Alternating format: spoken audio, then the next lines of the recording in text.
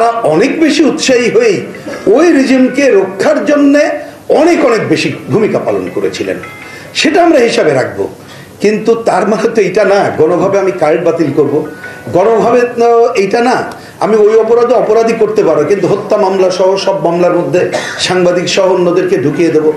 তাহলে এই সামগ্রিক কাজটাও কিন্তু আমার বিবেচনায় গণমাধ্যমের উপরেই এবং স্বাধীন গণমাধ্যমের উপরে আক্রমণ চলছে। এইটাকে আমাদের সবাই মিলে রুখে দাঁড়ানো দরকার। আমার দ্বিতীয় বক্তব্য হলো, এটা কে না জানে, একটা বিখ্যাত কথা আছে, যদি কোনো সরকার না চায় তাহলে কি এ ধরনের ঘটনা ঘটাতে পারে? আর যদি কোনো সরকার বা কেউ চায়, আলটিমেটলি সে এখন না হোক সে কর্তৃত্ববাদী স্বৈরাচারী ফ্যাসিস্ট হয়ে তাকে উঠতেই হয়। এটা কে না জানে?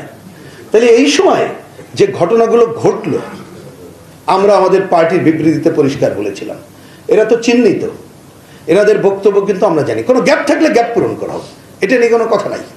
কিন্তু সেই জায়গাটিতে আমরা যদি যথাযথ ভূমিকা যথাসময় না রাখতে পারি সরকারের পক্ষ থেকে, তাহলে তো কেউ যদি বলে সরকার বা সরকারের সমর্থকরাও মদত দিচ্ছে, এই কথাকে কি আমরা বাদ দিতে পারবো? মোটেই বাদ দিতে পারবো না। এইখানে আমি এই কথাকে হিসাবটা এইভাবে মিলাই।